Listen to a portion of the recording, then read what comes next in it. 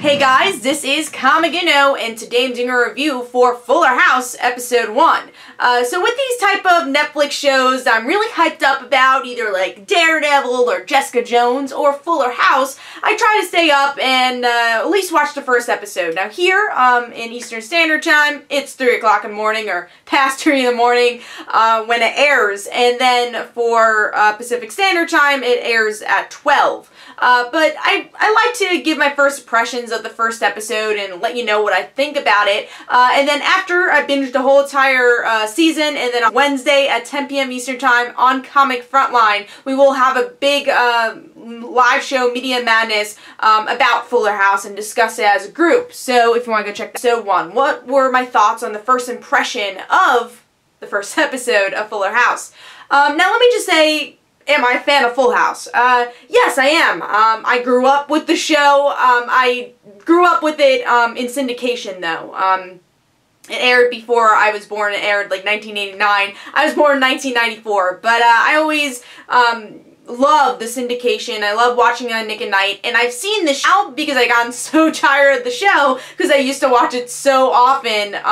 My God, they're doing the same exact thing except kind of reversing everything, and I didn't know how to feel about that. Is this supposed to be a parody of Full House? Is it supposed to be a continuation? Is it like a mixture of both? Like, are they gonna try making fun of themselves?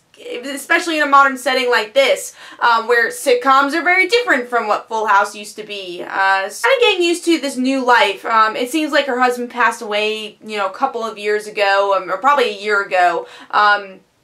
Because her husband was a firefighter, and help her, we saw Uncle Jesse, Uncle Joey, Becky, so all of them were kind of living in the house for a while, and now a lot of them are moving to LA. So we have Becky and Danny having a show out in LA, like a big talk show there. Joey already was doing stuff in Las Vegas, so everyone's moving, and Stephanie's like a famous DJ, actually called DJ Tanner, which was a funny running joke. And yeah, you're seeing everyone go their separate ways, and DJ becoming overwhelmed because this is going to be the first time she actually is a single mother without any help. And then, we see how overwhelmed she gets in the episode, and we have Stephanie kind of stand up and say, we have Kimmy in the episode saying, I'm going to do the same things. I've always wanted to live here. We also get introduced to some of the children. We get introduced to DJ's children, Kimmy's child, and also even the grown-up twins from Jesse and Becky. So we get introduced to the guest stars, even Steve in this episode, which I thought was interesting. And Steve definitely wants to date DJ, but DJ's not ready.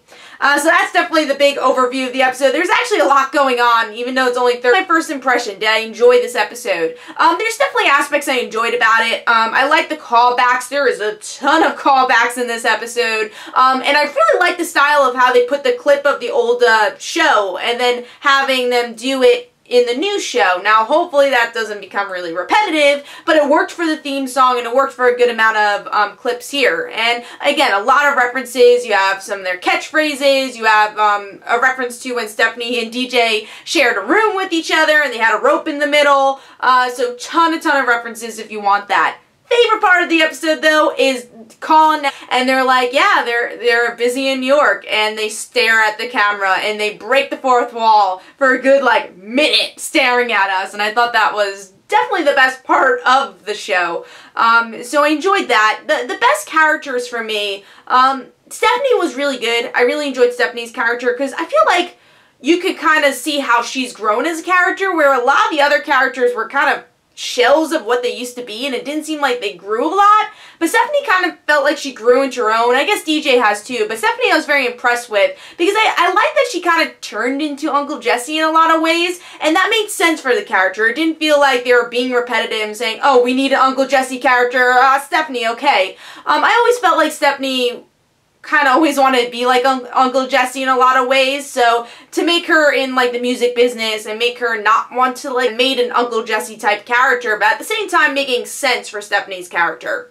Kimmy was also really good. I really enjoyed her character. I felt like the actress really didn't skip a beat with her character, and you had all that outlandish stuff that you enjoy in character. I thought she, you know, held the show pretty well. And there was one really overdramatic part in the episode, though, where DJ's like crying and she's like, I don't know if I can do this. And I had to like pause my computer. I'm like, oh my god, this is so awkward to watch. It wasn't really, I think, established well, but at the same time, I feel like that was always Full House, where there was definitely that moment where you just like, oh my god, that was really awkward, but that's just kind of what the show is. So that was really awkward to watch. So that was a part that could have been a little better. Also, some of the audio was kind of off, and this then is mostly a Trump joke, and he could just not say Trump, and you could tell that they had a voiceover, and I couldn't just say voice, so that makes sense. Anyways, it's late. Anyways, so it seemed like he had a voiceover with his mouth. His mouth didn't match the voice, so it didn't seem like the kid knew how to say his line, which kind of annoyed me. And then another thing, which was kind of not lazy, but obvious, is when John Stamos is singing Forever in the episode. And I'm like, oh my god, it's so obvious you're lip singing. And I mean, I feel like you have to. I don't know if John Stamos could sing the song like he used to. Whatever it was just kind of obvious that he was lip singing in the episode. But overall, their episode, because it's not really groundbreaking, I think it could have been a better episode. So some of the story-wise could be a little better. Hopefully, you know, we get some fun episodes to come, and we see some character growth, because I feel a lot of the first episode, the enjoyment I had was more of the callbacks to the original show than making me enjoy aspects of the new show. And that's something they're going to have to really work on. I think a good example of that is Girl Meets World, actually. And I haven't seen every episode of the show, but I think it has really gotten its groove of showing showing a new show, but also having some interesting callbacks to the old show, but not relying too much on the old show. And I have a feeling Fuller House, and from the first episode, might rely a little bit too much on the old show than making its own new stories. But we'll have to see. This is only the first episode. So overall, I think it's kind of everything I expected. There's definitely some awkward moments that I will say. Again, it's not a perfect television show by any means, but if you're nostalgic, I think this is a good nostalgic show. And we'll see how it goes in future episodes. And again, I will review season 1 of Fuller House once I finish binging it, which will definitely be before Wednesday. So be sure to also check out Media Madness, where we will be discussing that there too at 10 p.m. Eastern Time on Wednesday. So hopefully you guys enjoyed. This is Comic Uno. Don't forget to follow and don't forget to like the Facebook page of Like Father Like Daughter. I'll see you guys later. Bye.